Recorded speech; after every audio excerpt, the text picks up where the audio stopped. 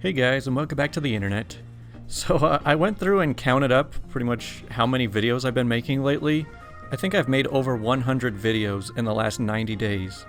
So I'm kind of getting close to burnout, so I might start taking a day or two off every week. I'll try to keep it on weekends, so if this is like your normal weekday routine, then you can keep up with that. But yeah, I'm just getting a little tired, But I got a few long stories for today, so let's start with Entitled Grandmother Won't Stay in Her Lane. So as a background, I'm a former competitive swimmer and currently a competitive swim coach. I usually go to my local Y 3 to 4 times a week to stay relatively fit. The pool is typically split into 2 sections down the middle. One section has lap swimming lanes, 3 of them, while the other section is open for kids to swim and for old people to jazzercise. I showed up and it wasn't too busy, just an elderly woman swimming laps, a couple of men floating in the open section, and a woman watching what I assume were her 3 grandkids playing and jumping back and forth between the remaining open lanes. So this is the resulting confrontations the entitled grandma had at the Y. I say, "Excuse me, can you please have your kids stay in one lane or use the open section so—" "No, we were here first, so you can't tell us what to do." I say, "But there's a section for—" "Didn't you hear me the first time? Leave us alone or I'll have you kicked out." At this point, the aquatics director comes out of his office. He says, "What's the problem here?" "This man is harassing us and won't leave us alone." I say, "I'm just trying to swim," holding back laughter at this point because I can't believe how quickly she escalated this. The guy says, "Lady, I've already told you that your kids are only allowed in these lanes if they are getting lessons or there are no lap swimmers available." She says, "But we were here first." He says, "I'm sorry, but it's pool policy." One of the kids says, "But we don't want to move." The grandma says, "See, you're ruining their day at the pool." He says, "If they want to continue swimming, they need to stay in their designated area." At this point, I thought it was over. I had a lane to swim in, and I started my workout. About 10 minutes into a swim, a little kid jumps on top of me. Sure enough, it's one of the entitled kids. The grandma waited for the director to go back into his office, and then started throwing all of her kids' toys in my lane. I say, "What the heck, lady?" She says, "I told you we were here first. The director can't tell me what to do." I say, "What is wrong with you? There's so much space everywhere else in the pool." She says, "Well, we want this spot here." And now the youngest of the 3 kids starts crying, drawing out the director again. He says, "Lady, I told you to stay in your area." He says, "I don't care, we're not leaving." He says, "Well, I'm gonna have to kick you out." And then the real explosion started. He says, "What? How dare you do this to us? My son is a lawyer, and I'm going to have him all over you in no time." He laughs. "I work at the YMCA, but sure, waste your time going after all of my money." She screams incoherently for about 5 minutes and then packs up her grandkids and storms out. I finished my workout and tried to process how the heck this just happened. You know how this happens? First come, first serve. When you're the first one there, you get to do whatever you want. Also, so I think I've been getting in trouble with YouTube for not censoring myself quite enough. I mean, I don't swear, but apparently that's not enough for these guys, so I've got to start censoring a little bit more. So if you hear me just using bizarre terms for some things, that's why. So next up we got, foreman doesn't realize that glass can break. So my dad used to work at a truck assembly plant. On this day, his coworker is supplying the line with parts, specifically windshields. He has a skid of several windshields on his truck, ready to be taken to the line for assembly. The windshields happen to sit almost upright, leaning at an angle on the skid but not secured to the skid itself. The only thing he has left to do before transporting them is strap them down. This will obviously stop the windshields from bouncing around and falling off the skid, especially when he drives over the tracks on the floor to get them in place. This is when the dreaded foreman approaches in a huff and demands the coworker get the windshields on the line now. He says sure and goes to strap down the windshields. The foreman says, "What are you doing? You need to get those on the line." He says, "I'm strapping them down so they don't fall." He says, "We don't have time for that crap." He says, "If I don't strap them down, then they will fall and break." He says, "They'll be fine. Get them on the friggin' line now." Now, your average windshield costs the factory about $80, give or take. This did take place a while ago, and I'm no expert on the costs of car parts. However, these windshields were not your average windshield. They were experimental or something like that, which is why the foreman so firmly believed they would be fine.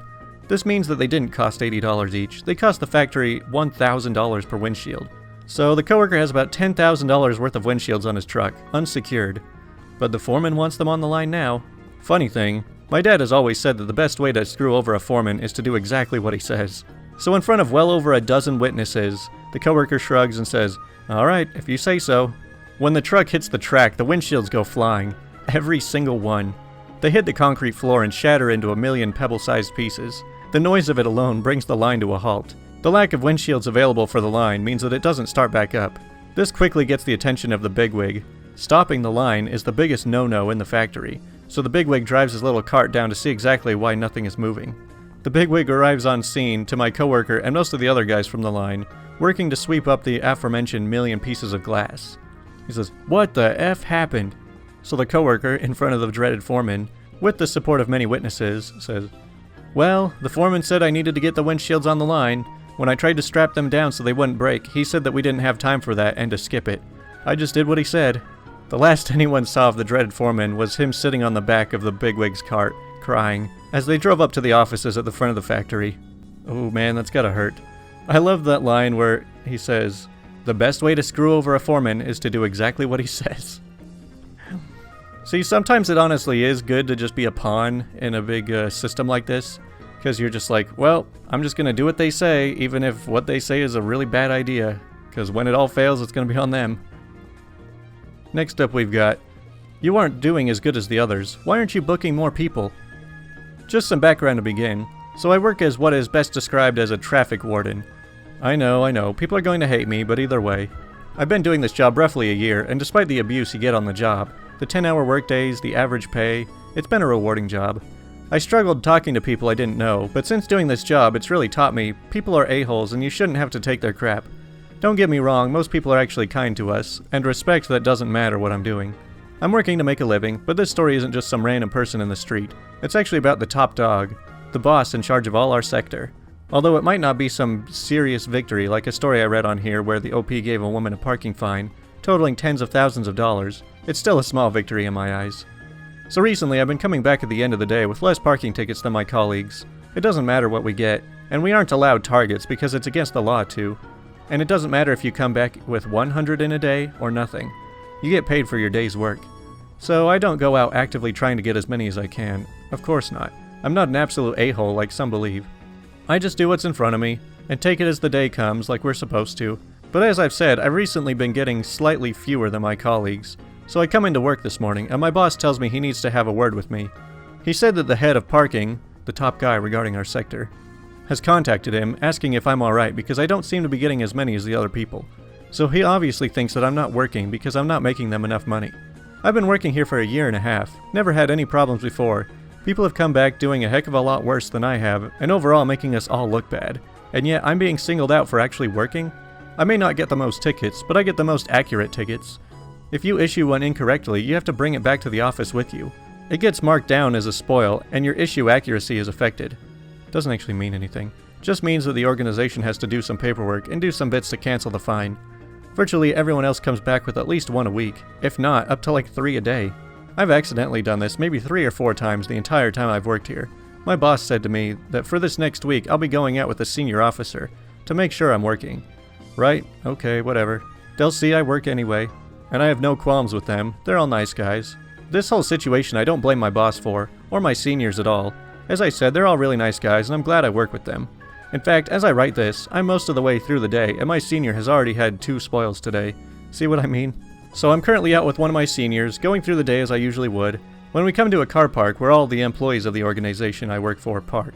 In order to park there, you need a specific permit given out by the parking sector of the organization, so the employees from all the other sectors park there too. Now, I'm going round, my senior is behind me making sure I'm working when I get to a car. It's not got a permit. Okay, cool, that's an extra one today that I can show and say, look, I'm getting more tickets. When I hear my senior laughing behind me, he said, do you know whose car this is? I said I had no clue. He told me it belongs to the head of the parking and for the organization, and he was going to give me the satisfaction of booking it. So although it's tipping it down with rain, I wanted this so bad just as a FU to the top of the chain who has no clue what happens out on the street. And yes, while it's only a small victory, I now get to say, while he has complained that I'm not getting as many, he can't complain now that I am, even if it's his car. I'll update if I hear back from my boss as to whether I'm still on any concern to the top of the chain, that think I'm not working. Small victory, but doesn't matter. I feel a lot happier about this all anyway.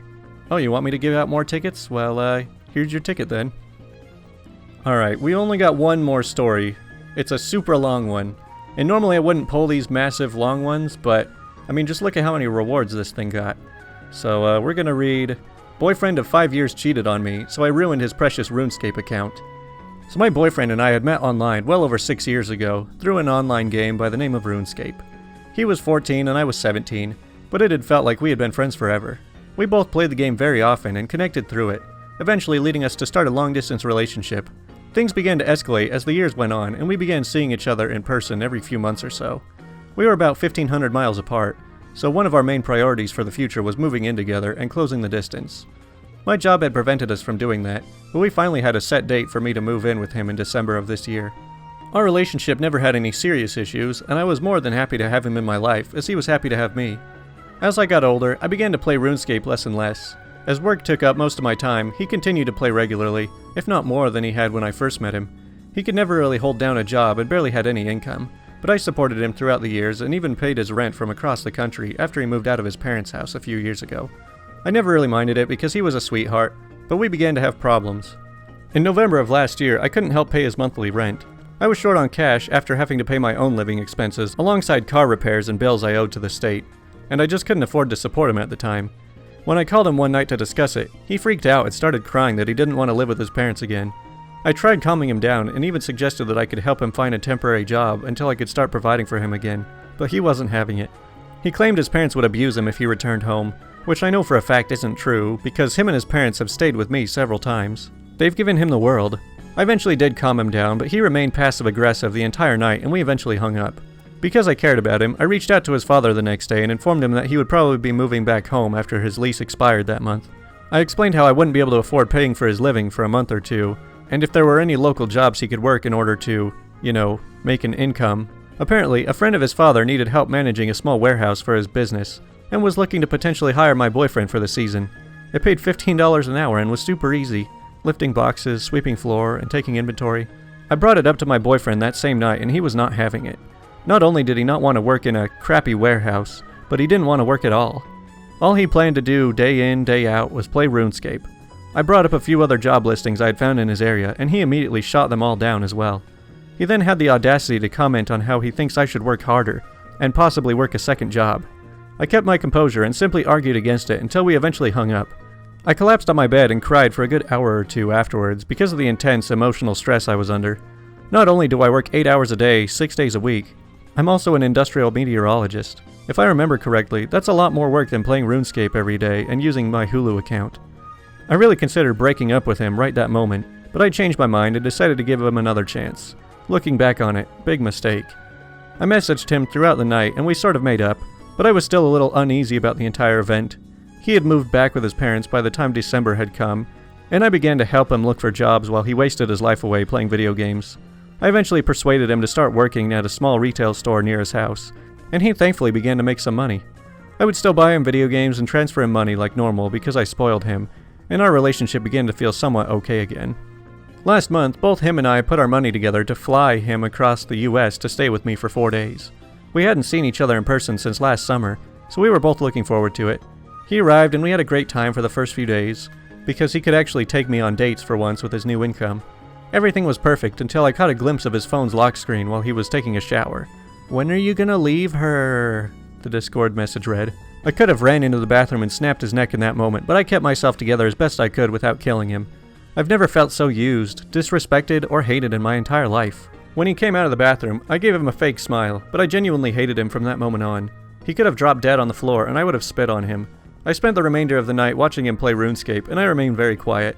He took notice of this and asked me if everything was okay, and I lied and told him I was fine. When it came time to go to sleep, I let that effort climb into bed with me, and he tried initiating sex because it was our final night together. I rejected as politely as I could without tearing his member completely off. He was disappointed, but went out like a light. Immediately, after he went to sleep, I reached over and unplugged his phone and started digging through his messages with that girl. I feared that I had misinterpreted the message I had seen, but I was completely right after all. Not only had he been cheating on me, he'd also been doing so for nearly 6 months, leading me to believe that he hooked up with another girl directly after I couldn't pay for his living in November. I scrolled through probably 100,000 messages and wanted to vomit my insides out by the end of it. He had talked crap about me, claimed I was emotionally abusive, just as he had done with his parents, and even sent this girl my nudes so they could pick me apart physically. When morning came, I had slept in because of how late I was up reading his messages. I woke up to find him on my computer playing RuneScape and eating my food. It was like all of our relationships had been wiped from my mind, and he was now an evil stranger sitting in my house. I wanted to scream at him. I wanted to tear him apart and kick him out of my house onto the street. But I didn't. In fact, I gave him as much love and attention as I could muster that morning, because I wanted to leave things feeling normal between us. I dropped him off at the airport and we had a quick and somber goodbye before I left him forever, unbeknownst to him. I drove back home as calmly as I could before crying my eyes out in a mix of complete anger and emotional pain. I ended up kicking my bed frame so hard that the wood split, and I had to buy another one recently. If only it were his face. I wanted to break his heart by the time he arrived back home, but I wanted it to really hurt. I logged into our joint RuneScape account that we had made several years ago, where him and I would work on training the same account and raising it almost like our baby. We had always joked that if we were ever to split up, he would take half of the account's bank contents and I would take the rest. I took my half and transferred it into my main account before taking his half and giving it away to random people throughout the game. Every last bit of it. Even items I normally couldn't trade away, I used a spell to convert the items into coins, which I gave away as well. The bank was now empty. It then occurred to me that I had the credentials to his main account were written down on my desk, as he would frequently have me train his farming skill every so often.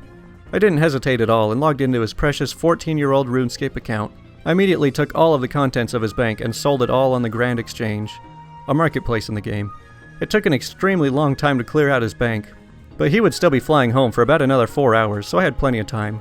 By the time I had sold and destroyed everything, I had 4 stacks of coins totaling over 8.5 billion. Now what to spend it on? I wanted to waste his life earnings on the most useless, stupid thing I could think of, besides him. I logged back into my main account to reach out to a friend of mine that collects massive stacks of burnt food. For the unaware, burnt food in RuneScape has no use. You can't unburn them, eat them, or even sell them on the Grand Exchange. They are, however, tradable amongst players. I've always poked fun at this guy for collecting burnt food, but I was now more thankful than ever to make his acquaintance in my revenge. I asked him what the most obscure, unwanted item was of the burnt food bank that he was willing to sell me. Feeling generous with my ex-boyfriend's coins, I gave my friend a full stack of 2.147 billion coins and left a very happy customer. I dropped the 6,000 burnt spiders in his bank, but still had about 6 billion coins left to spend. With the remaining money, I decided to treat myself. I went on to the Grand Exchange and ended up going on a shopping spree. The first thing I bought were 100 bonds. If you're not familiar, a bond in RuneScape grants you 14 days of in-game membership. After trading all 100 bonds to my account, I now have almost 4 years of membership paid for me. I spent the majority of his coins on extremely nice armor and weapons, all of which went straight into my account. He still had an extra billion, so I spent it on the supplies I needed to level up an expensive skill of mine. By the end of the afternoon, he was left with a measly 150,000 coins in his bank, all of which I gave away to a guy cooking pizzas outside the exchange. Nothing was left. So I decided to pick up a pile of bones off the ground and leave it solely in his bank. It might sound petty, but I laughed for a while. Now, I know what you're thinking. This is so cruel. You ruined the tens of thousands of hours he had put into a game. Well, it was time he learned that I can be a jerk. A mean jerk. On top of spending every last coin he had ever made, I leveled his defense skill. This may not sound bad. In fact, it sounds like a good thing. I helped his account progress, right? Well, no. Unfortunately for my ex, he had what players commonly referred to as a pure account, meaning he never ever dared to level his defense skill from level 1, in order to keep the lowest defense stat but have high offense stats. Well, not anymore. Have fun with your permanent level 6 defense. Cycling through hundreds of possible forms of revenge in my head, I settled on getting rid of his house. It's quite an achievement in RuneScape to have a nice house of your own. In fact, he had one of the nicest I'd ever seen in the game. In order to have built it, he must have spent well over a few billion coins. Too bad I had disassembled it all in a matter of minutes, deleting it into cyberspace. And there's no insurance either. He's going to have to rebuy everything with his non-existent money if he ever wants a new house. Bye-bye, Casa de Cheater. Scrolling through his friends list, I decided to act as him and pay a visit to his friends who were currently online, and admit that I had cheated on my girlfriend and was fully proud of it. If his friends hadn't removed him by that point, I removed them. All of them. Lastly, to add a beautiful little cherry to this revenge-filled cake, I changed his username. You're able to change your username once a month on RuneScape, so I changed his to let everybody know that he's a dirty cheater. I obviously won't drop his username here, but I did the best I could to embarrass him with a 12-character limit. He should be able to reclaim his previous username in about 3 weeks, but if he waits too long, I'll be able to swipe it and slap it on a throwaway account of my own forever. He sent me a very hateful and aggressive message later that night, followed by pictures of him crying. I wrote him a sincere message officially ending the relationship, while also scaring him away by threatening to take him to court over sharing my nudes and possibly filing a cease and desist if he ever were to contact me anytime soon. I don't plan on doing any of that, I just don't want to speak to him ever again. Whew. Wow, that might be the longest story I've read on this channel. So to all the people who don't understand the whole nerd context of this story, I mean, I used to play World of Warcraft, and I remember like putting in just countless hours into playing the game. And I mean, you really feel like you build up an entire life in the game. So to have it all torn down could really tear at your heartstrings. But the dude sounded like he deserved it. I mean, if people really want to spend their life playing video games all day every day, that's fine, do it. But only if you can actually support yourself doing it. Don't be a leech off of others if you're going to do that. And also, cheating on someone can make you some of the darkest enemies. Alright, well this video's probably been going on pretty long, so this is going to be a pretty quick question of the day, which is, when did you know that you were getting old? I slipped on ice and fell on my butt in front of some teenagers. They let out a concerned gasp instead of laughing. You fall down and everyone gasps and you're like, come on, laugh, it's okay, I'm not that hurt. When I had to watch what I eat for dinner so I don't get heartburn and indigestion all night long. Oh, so that's why I've been getting it now. I got a workplace injury a while back and took a few weeks to recover. I have an office job, I just sat down wrong. Yeah, welcome to the sit-down club. I spend way too much time in this chair. The guys retiring from sports teams are younger than me. To be fair, in order to be like a professional athlete, or even like a professional esports athlete, you kind of have to be like working at your craft from like by the time you're 12, and you have to hit your peak when you're around like 20 or 21. Well, at least for most games, I think. When I complimented another guy on his yard. Yeah, you know, I'm almost to that point where I start to like how my yard looks, but I don't own a house yet, so maybe one day. And one more. I was 5 and my mother explained the concept of the calendar to me, and that adults used to be children, but then they got older, and really old people used to be adults, but before that they were children. And one day, you'll be old too. But I think she lied, because I'm 63 and I haven't gotten old yet. Man, I turn 25 next month and I'm already feeling like I'm getting too old. I started to realize I was old when, I've been going to an amusement park quite a bit lately. Some of you have pointed out that I always have like a hand stamp. But back when I was a teenager, I would go on these big roller coasters and I would just be bored. I was like, these aren't very intense. But then I go on them now and I'm just like, oh man, I'm blacking out. The G-force is too strong. Well, we made it through the whole video without the cat bothering me. So, here's a video to make up for no cat in the video.